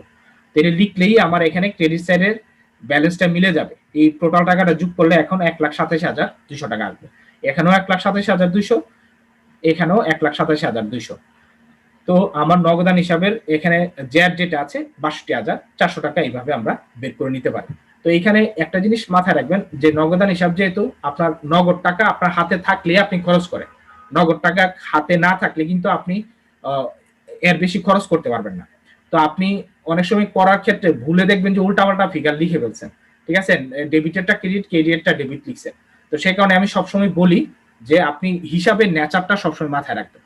যে আপনি নগদান হিসাবের কথা যদি আমি বলি, নগদান হিসাবটা ডেবিট, তো আপনার কাছে যদি টাকা না থাকে এর অতিরিক্ত তো আপনি খরচ করতে পারবেন না। তো সেই কারণে নগদান হিসাবের জের কখনোই ক্রেডিট হবে না, নগদান হিসাবের জের বা ব্যালেন্সটা সবসময় ডেবিট ব্যালেন্স হবে, যেটাকে আমরা ব্যালেন্স বিডি বলতেছি। নগদান হিসাবের জেরটা হবে সবসময় ব্যালেন্স বিডি। তো এই কারণে আমরা এখানে দেখলাম যে এখানে আপনার হাতে 1,87,200 টাকা এই পুরা মাসে জানুয়ারি মাসে আপনি পেয়েছিলেন, আপনার নগদান হিসাব হিসাবে বা নগদ টাকা হিসাবে 1,87,200 টাকা আপনি পেয়েছিলেন।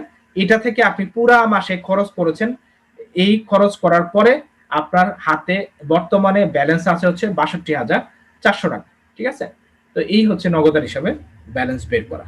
তো এটা আমরা চলমান জেড ছকেও বের করেছি, আর আজকে আমরা টি ছকে বের করে দেখালাম। তো টি ছকে নতুন বিষয় হচ্ছে এটাই যে টি ছকে আপনার গড় থাকবে ডেবিট সাইডে 4টা, ক্রেডিট সাইডে 4টা, টোটাল 8টা গড় থাকবে এবং টি সাইডে আপনার ডেবিট থেকে ক্রেডিট ব্যালেন্সটা বিয়োগ করে যেটা বেশি, মানে যে সাইডটাতে টাকাটা বেশি সেই সাইডে আমি ব্যালেন্স বিডিটা লিখবো। যেমন এখানে নগদান সাইডে টাকা বেশি বা এখানে উদ্বৃত্ত আছে, যেই সাইডে উদ্বৃত্ত আছে সেই সাইডে আমি ব্যালেন্স বিডিটা লিখবো।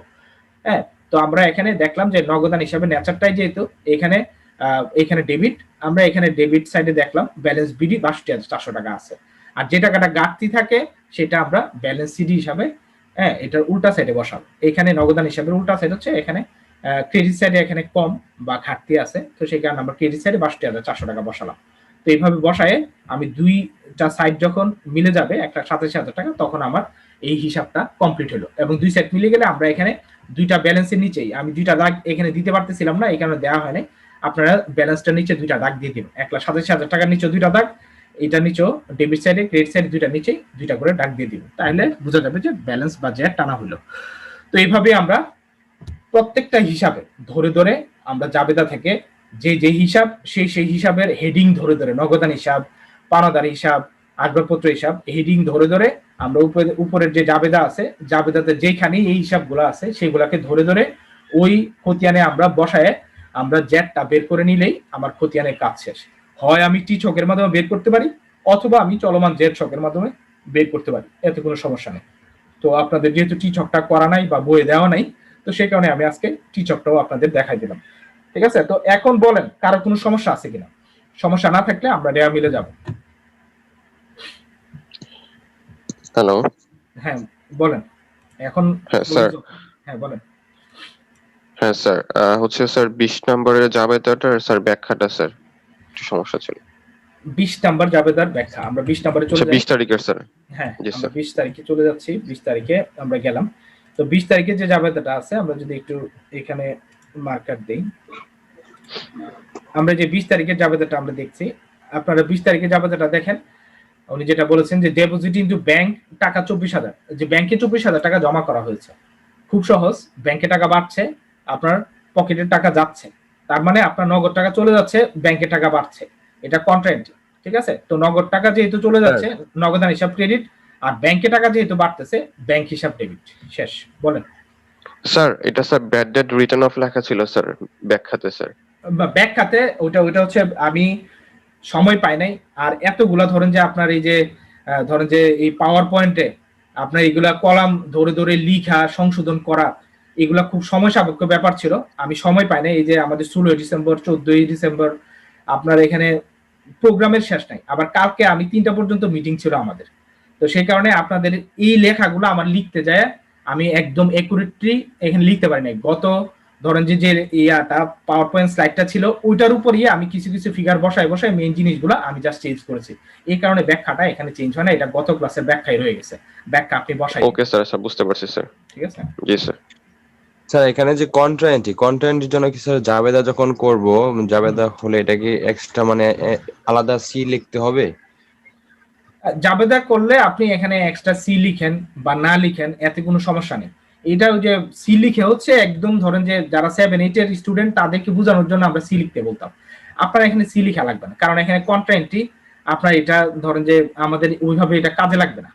এটা ওই যে তাদের এই যে নগদান বহি করা হইতো, নগদান বহির জন্য এই কন্ট্রাক্টটা সিটা লিখা রাখলে তারা এটার কিছু সুবিধা পাইতো, কিন্তু আমাদের এখানে নগদান বহি আর করা লাগবে না, সেই কারণে এটা দরকার নেই। বলেন।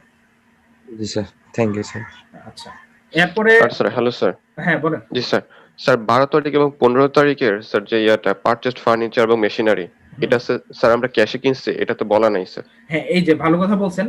আপনি যখন দেখবেন যে আপনার এখানে কোনো কিছু বলা নাই, ঠিক আছে, ধরে নেবেন এটা ক্যাশে।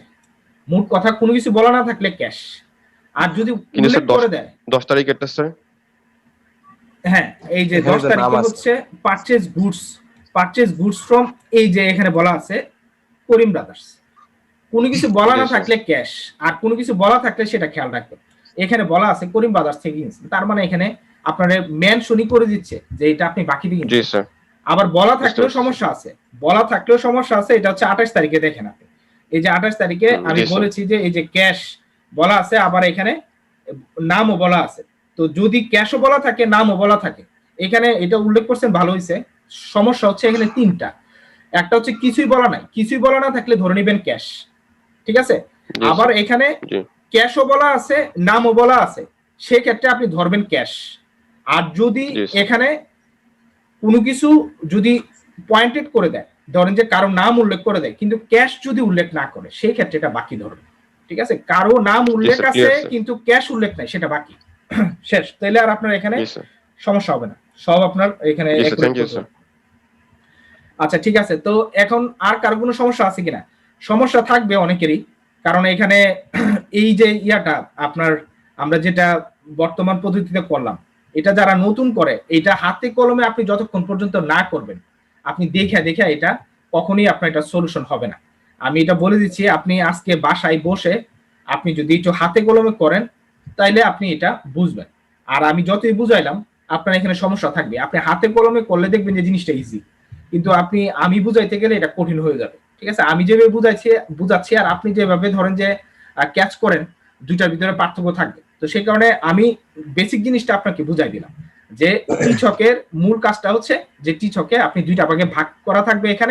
এখানে এটা আরো সহজ, এটা হচ্ছে দুইটা সাইডে এখানে ভাগই করা আছে। আপনার একটু খেয়াল রাখতে হবে যে আপনার ডেবিট সাইডের এন্ট্রিটা যাতে ডেবিট সাইডে বসে, ক্রেডিট সাইডের এন্ট্রিটা যাতে ক্রেডিট সাইডে বসে। ডেবিট সাইডেটা যাতে ক্রেডিট সাইডে না বসে, ক্রেডিট সাইডেটা যাতে ডেবিট সাইডে না বসে। যেমন আমি এখানে একটা ভুল আপনারা দেখাই, যেটা আমি এখানে করছি। ঠিক আছে, তাড়াতাড়ি করতে গিয়ে আমি বলছি যে আপনাদেরকে আগে যে সময় ছিল না, এইখানে মূলধন হিসাব কিন্তু আপনার ক্রেডিট। ঠিক আছে, আমি বসাইতে যাই কিন্তু এখানে ডেবিট সাইডেরটা ডেবিট সাইডে বসে নাই, এখানে ক্রেডিট সাইডেরটা ডেবিট সাইডে বসে গেছে। এখানে মূলধন হিসাবে ওয়াহিদের হিসাবে ওয়াহিদ ব্যবসা শুরু করছে হচ্ছে আপনার ক্যাশ এবং ফার্নিচার নিয়ে। তো ওয়াহিদ হিসাব এখানে মূলধন হিসাব, ওয়াহিদের মূলধন হিসাব ক্রেডিট। আপনি যাই দেখেন ওয়াহিদের মূলধন হিসাব ক্রেডিট হচ্ছে 1,52,000 টাকা। ওয়াহিদের মূলধন হিসাব ক্রেডিট 1,52,000 টাকা। এইটা কিভাবে ক্রেডিট হলো? সে এই টাকাটা নিয়ে আসছে হচ্ছে, তো এই যে টাকাটা, সে এই টাকাটা ওয়াহিদ আপনার, আমি এখনই সংশোধন করে দিই, এই টাকাটা সে নিয়ে আসছে হচ্ছে আপনার এইখানে 1 তারিখেই যখন সে ব্যবসা শুরু করে। সো এই ব্যবসা শুরু করার সময় সে 1 তারিখে এই দুইটা টাকা নিয়ে ঢুকছে, মানে দুইটা জিনিস নিয়ে ঢুকছে। সে ক্যাশ টাকা নিয়ে ঢুকছে হচ্ছে 1,20,000 টাকা, আর এখানে সে ফার্নিচার হিসাবে নিয়ে ঢুকছে হচ্ছে এখানে 32,000 টাকা। তো তার এখানে 1,20,000 এবং 32,000 এই দুইটা মিলায়ে হচ্ছে তার এখানে আসে হচ্ছে ব্যালেন্স 1,52,000 টাকা। তো সেই কারণেই আপনি যেটা ডেবিট এন্ট্রি সেটা ডেবিটে বসাবেন, যেটা ক্রেডিট এন্ট্রি সেটা ক্রেডিটে বসাবেন। তো সেই কারণে আগে নেচারটা ধরে নেবেন, যেটা ডেবিট নেচার সেটা ডেবিটে বসবে, যেটা ক্রেডিট নেচার সেটা ক্রেডিটে বসবে। যদি আমি যখন টি ছকে জিনিসটা করব, টি ছকে এটা একটু খেয়াল রাখতে হবে যে আপনার হিসাবের নেচারটা কি। হিসাবের নেচারটা যদি আপনার এখানে ক্রেডিট ব্যালেন্সের হয়, অবশ্যই সেটা আপনি ক্রেডিটে আগে আইসা বসাবেন, বসায়ে তারপরে আপনার এখানে ব্যালেন্স সিডি বিডি বের করবেন। এখানে এর আগে ব্যালেন্স বিডি সিডি বের করার চিন্তাই করবেন। ঠিক আছে, আগে ক্রেডিট সাইডেটা ক্রেডিট সাইডে, ডেবিট সাইডেটা ডেবিট সাইডে বসানোর পরে তারপরে আপনি ব্যালেন্স সিডিটি বসালেন। তো আমরা এখানে 31 তারিখ হবে। তো এই হচ্ছে ট্রানজাকশনটা কি কাজ। বলেন স্যার, ট্রানজাকশনটা কি একটু ডিসপ্লেতে দিবেন, আমি স্ক্রিনশট দেওয়ার জন্য স্যার। আচ্ছা ঠিক আছে, আমি দিচ্ছি। তো আমাদের এখানে যেটা আছে আমরা একটু সংশোধন করে দিলাম যে এটা হচ্ছে এই, ঠিক আছে, যে আপনি ওয়াহিদের মূলধন হিসাব বসানোর সময় একটু খেয়াল রাখবেন। ঠিক আছে, যে আমরা মূলধন হিসাবটা আমরা জানি যে সবসময় মূলধন হিসাবটা হচ্ছে ক্রেডিট, মূলধন হিসাবটা ক্রেডিট।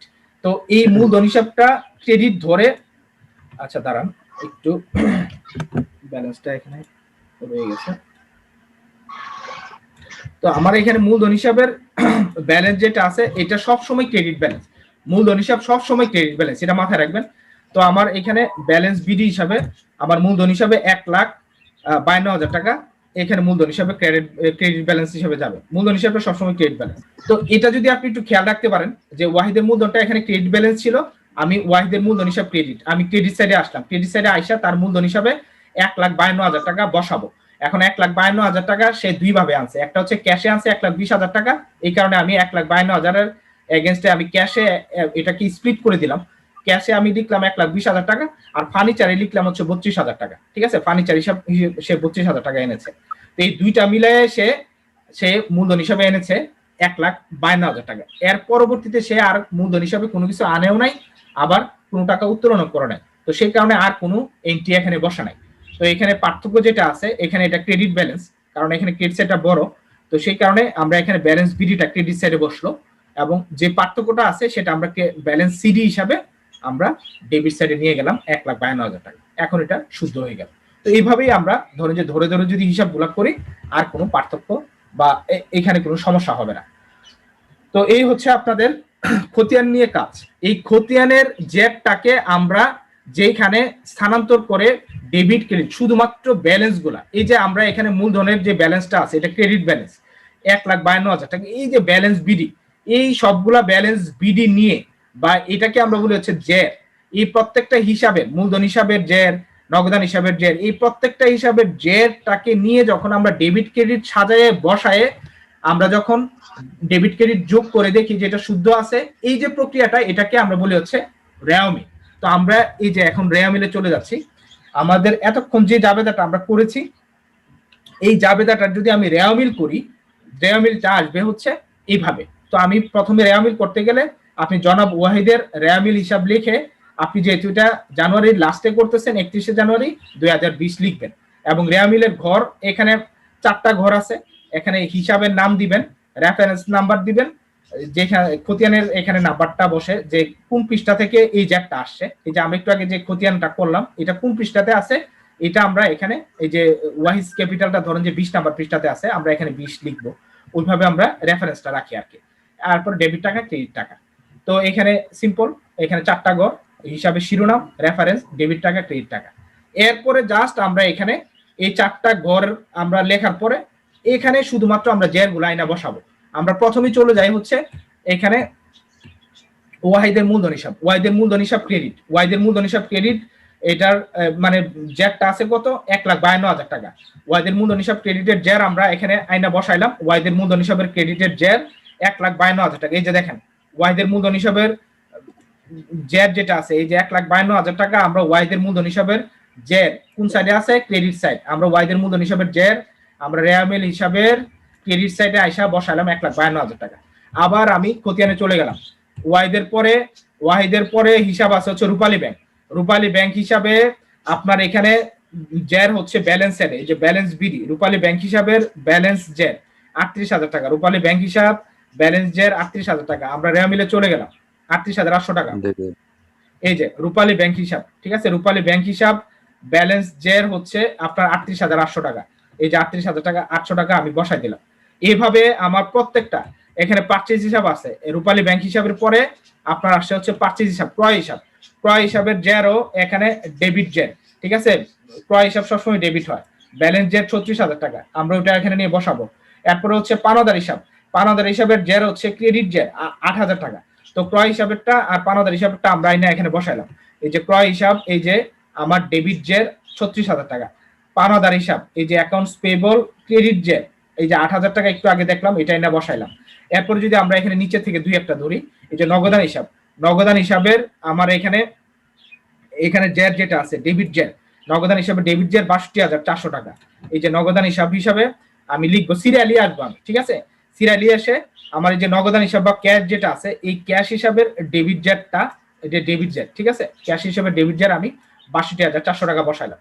এরপরে যেটা আছে ক্যাশ হিসাবের পরে আমার আছে হচ্ছে বেতন হিসাব, বেতন হিসাবে 4,800 টাকা, এই যে ডেবিট জের ব্যালেন্স বিডি যেটা আছে, বেতন হিসাবে আমি এখানে স্যালারি এক্সপেন্সেস এর ডেবিট জের 4,800 টাকা এখানে বসাইলাম।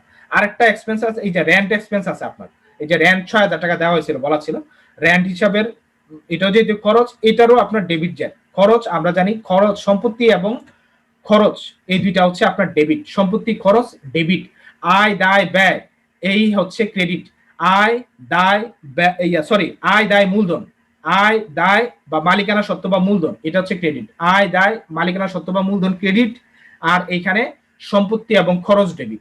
তো এইভাবেই আপনার জের গুলা ভাগ করা থাকে।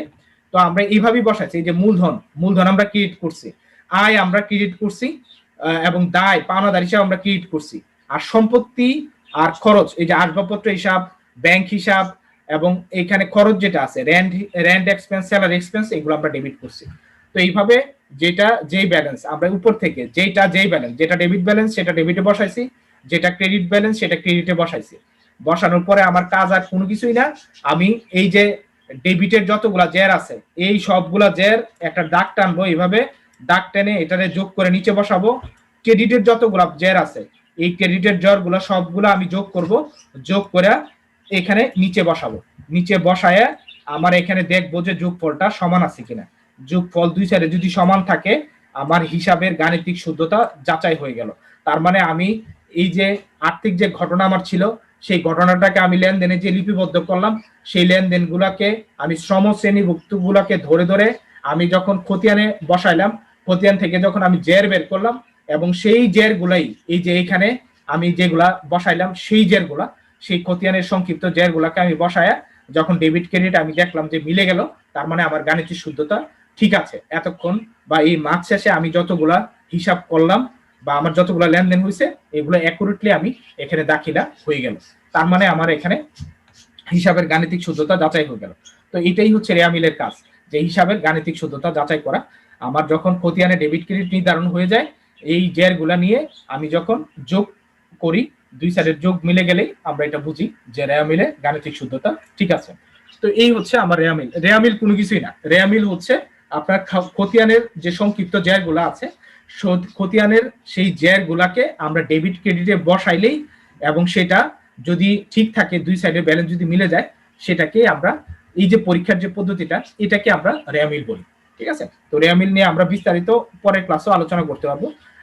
রেয়ামিল নিয়ে কারো কোনো কিছু আর সমস্যা আছে কিনা দেখেন, রেয়ামিল এটাই। ঠিক আছে, আমরা এইভাবে ডেবিট ক্রেডিট বসাইলেই রেয়ামিল হয়ে যাবে, জের গুলা ডেবিট ক্রেডিটে বসাইলেই রেয়ামিল হয়ে যাবে। আপনাদের অনেক সময় রেয়ামিলে এন্ট্রি দেওয়া থাকবে, ধরেন যে আপনার এই ক্যাপিটাল অ্যাকাউন্ট দেওয়া থাকবে, ব্যাংক অ্যাকাউন্ট দেওয়া থাকবে, পারচেজ অ্যাকাউন্ট দেওয়া থাকবে, এইগুলা আপনার টাকার অ্যামাউন্টটা দেওয়া থাকবে এবং বলবে যে এই হিসাবগুলাকে আপনি ডেবিট ক্রেডিট বসায় রেয়ামিল তৈরি করেন। তো আপনি যদি হিসাবগুলা কোনটা কোন সাইডে বসে এটা জানেন, তাহলে আপনি ওই সাইডে বসাই দিলে আপনি ডেবিট ক্রেডিট যোগ করলে যদি মিলে যায়, তার মানে বুঝবেন যে আপনার রেয়ামিল হয়ে গেছে। এটাই কাজ, রেয়ামিলের কাজ কঠিন না। আচ্ছা, এখন ফ্লোর ওপেন করে দিলাম, আমাদের ক্লাসও প্রায় আমরা শেষের দিকে চলে আসছি। কারো কোনো সমস্যা থাকলে এখন বলতে পারেন। স্যার ট্রানজেকশনটা যদি একটু সামনে দেন তাহলে স্যার আমি একটু নিয়ে নিতাম আর কি। কোন ট্রানজেকশনটা? স্যার ওই যে প্রথমে যেটা আর কি, যেটা থেকে আমরা খতিয়ান করছি আর রেয়ামিল করছি। আচ্ছা, ওটা আপনি পাবেন, আমি তো এই ভিডিওটা শেয়ার দিব। ঠিক আছে, ভিডিওটা শেয়ার দিব এবং আপনি এই জিনিসটা পাবেন, ভিডিওর ভিতরে তো থাকবে, আপনি পজ করে স্ক্রিনশট নিয়ে নিলেও হবে। ঠিক আছে, এখন যেটা বুঝার সেটা বুঝেন। ঠিক আছে, এখন কারো কোনো সমস্যা আছে কিনা দেখেন, যদি কারো কোনো সমস্যা না থাকে আমরা ক্লাস আস্তে আস্তে শেষ করে দেব। বলেন কার কি সমস্যা আছে?